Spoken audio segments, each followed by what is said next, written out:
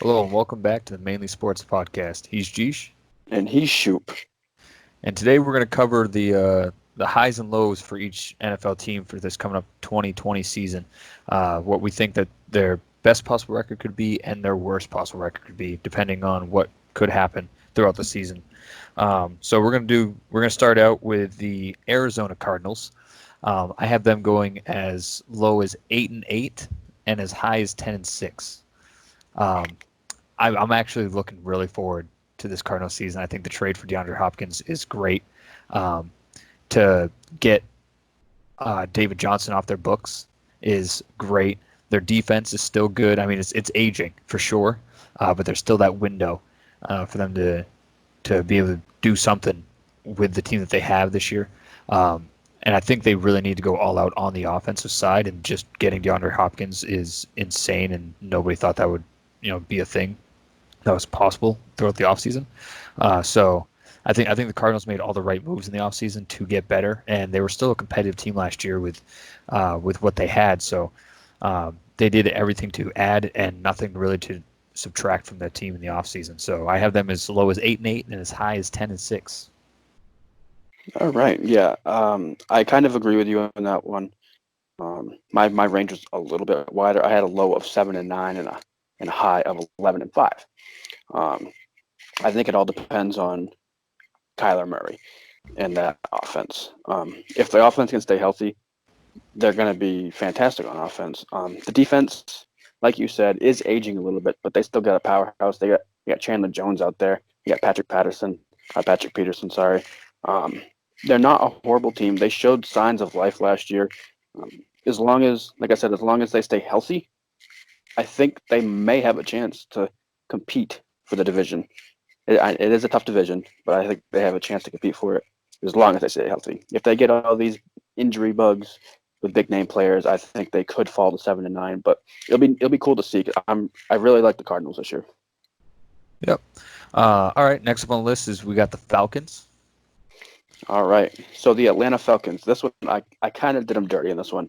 I have a low of 5-11 and a high of 11-5. And the reason why I did this because you don't know what to expect with the Falcons every year. Some years they start off really bad and then get better during midseason. Some years they start off really good and finish good. And some years they start off really bad and finish bad. It's just the Matt Ryan thing. And I think Dan Quinn, I don't really care for him as a head coach, but he does know the team obviously, and like Matt Ryan and Julio Jones obviously have a connection, and Julio Jones is, like I've said before, one of the top three wide receivers in football. But it's about that defense, and if that defense can stay healthy and stay, um, if they can stay a team all season, I think they have a good chance of playing good and finishing with a winning record. And also the Todd Gurley situation. If Todd Gurley gets hurt, it's going to kind of mess their season up a little bit, and he most likely will. So I don't know. I don't wish injuries upon anybody, but yeah. So 5-11, 11-5. What are your thoughts? I also switched records as well. It's a little bit different though. Mine's 6-10 to 10-6. Uh, Okay. for all the same reasons you said. Matty Ice is just that. He's ice for half the season, it seems like, and not in a good way. Um, but I think their biggest issue is injuries. Um, they broke down that Super Bowl they lost. I'm not going to get into the Super Bowl. Everybody knows that Super Bowl. I'm not going to get into it. But after that, it was like they broke their spirit, and then their bodies just broke down this season. Um, so I think injuries is the biggest factor that goes into this, and the only thing I'm weary about is they are known to have a lot of injuries on that team, and then the major free agent signing that they make is a guy that is synonymous with injuries as well. So it almost seems like they haven't learned. But um, yeah, 6-10, 10-6, 5-11, eleven and And they five. That also, all seems right. yeah, and mind you, they also did lose Austin Hooper. You can like him or hate him, but he was a big part of that offense last year for them. Yes. Yep. That as well. Next, we have the Ravens. I have them as low as 9-7 and as good as 13-3. The reason why I have them so close to 500 as their low is because there's no way. that Lamar Jackson is going to match what he did last year with his legs. I think he could get better with his arm, but teams are not going to let him do what he did last year with his legs again this year. So I'm curious to see how that's going to work in the offense. But they do have a good running game nonetheless. Even if he can't run the ball, they still have an amazing running game with J.K. Dobbins. Is that his name? Yep. Yeah, J.K. Dobbins, good running back out of Ohio State. So I don't think that he'll be as effective with his legs, but I don't think he'll hurt his offense too much. That's why I have them as low as 9-7, just because I don't see it happening, but it's a possibility. And plus, their defense is getting older. It's still fast, but their corners are starting to get on the older end. So, but they could be as good as 13-3. Lamar Jackson showed last year that he's the real deal, and it's. I think he's going to prove it even more next season. Come back with another good effort, at least with his arm. I hope with his legs too, because it was great and really fun to watch, even as a Steelers fan. But I think he'll be more of an arm talent rather than a leg talent this year. So 9-7 to 13-3. Yeah, yeah. I really like watching Baltimore play. I'm not like you said, you're not a Ravens fan. I'm also really not a Ravens fan. But Lamar Jackson is just a special talent to watch. And like you said, with the whole running situation, teams are going to watch out for that. And if he can get his passing down, he can just fake him out, But I have him with a low of 11-5 and a high of 14-2. I think they are one of the favorites to come out of the AFC, in my opinion. As long as injuries is the key thing for any team. But if Lamar runs like he did last year, someone is going to clean his clock. And I don't, like I said, I don't wish injuries upon anybody, but he has to be careful. If he hurts his legs, that takes out his whole game. And so he definitely has to get the passing down.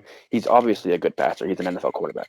But if he can't be elite, then they're just going to be a normal average team. And like you said, with the running game with J.K. Dobbins and I believe they still have Mark Ingram.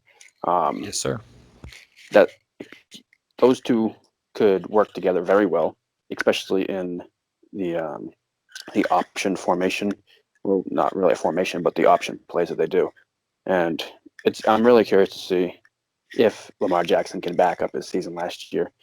So it's the reason why I have him at 11-5 or 14-2. Yeah, I mean, and if you look at it too, his completion percentage last year was 6.1. That's 7% higher than the greatest of all time. So, I mean, Right. Seems like a pretty accurate passer to me. So, Yeah. he didn't have a terrible passing season at all last year. So I just feel like it's gonna be more with his arm than his legs for sure. Mhm. All right, next team we got is the Buffalo Bills. All right, moving on to Buffalo. I think Buffalo has a very good chance of winning this division. I have a low of 8-8 and a high of 11-5. I think it all depends on if that defense can do exactly what they did last year and be one of the top defenses in the National Football League. Another thing is the Josh Allen. Josh Allen showed signs last year that he was a great quarterback, and if he can continue to do that, then they have a good chance. If he kind of falls off and maybe be a one-hit wonder from last year, then they're going to go 500 or something like that. But I do like Buffalo. I do like Josh Allen. I do like they did get Stephon Diggs in free agency, so that could help. He's pretty explosive coming from Minnesota. But yeah, I had Buffalo going 8-8 or 11-5. So, what are your thoughts on the Bills? I have the Bills going 7-9 as a low, high of 11-5, and it all goes based off of Josh Allen.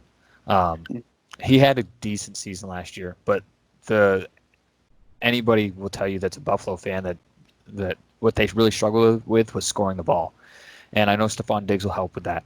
I don't see him. I don't see Josh Allen as a great starter in this league, and I know you have higher hopes for him, but I don't see it, and that's why I have them as a low of 7-9, and I think that's more closer what's going to happen than 11-5. If Matt Barkley takes over the starting position, maybe 11-5, but but no, if Josh Allen does have a good season, then yes. But I just don't see it as something that is a guarantee or even close to a certainty. So, but 11-5, if they do have a good season, 11-5, because that defense is no joke. I don't like the signing of Josh Norman, but the rest of that defense is no joke. Yep. So, yeah, Bills 7-9 to 11-5. So we're pretty close on that one. Yep. Then we have the Panthers next. I have them going from 4-12 as a low to 9-7 being their high.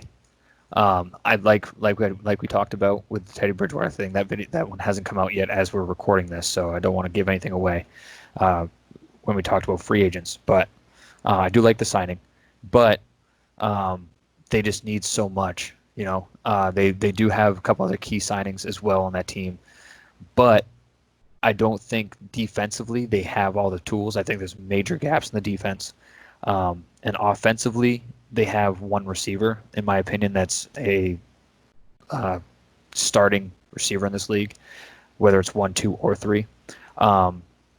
So Panthers are hard. I like Teddy Bridgewater as a quarterback. I hope he does well, but him doing well does not always mean that they have to win a lot. I think that they can still go 4-12, and he can show that he's a starting quarterback in this league just because they don't have the talent around him.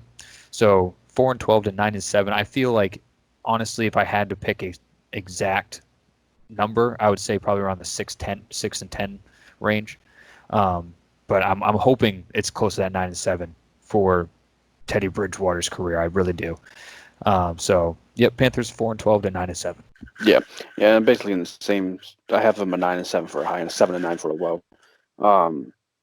I do like the Teddy Bridgewater signing. The thing with their offense, if they don't rely on McCaffrey all season, they have a good chance of fighting for a wild card spot. I think you just cannot wear McCaffrey out all season like he did last year, and it definitely showed. I mean, granted, he played a lot of snaps and he showed that he can be out there the whole time, but running backs are tough. They wear down easy.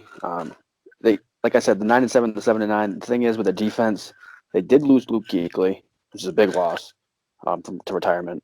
But I just think they're an average team all around, and I just think they're going to be fighting to be 500 all year and possibly fighting for a wild card.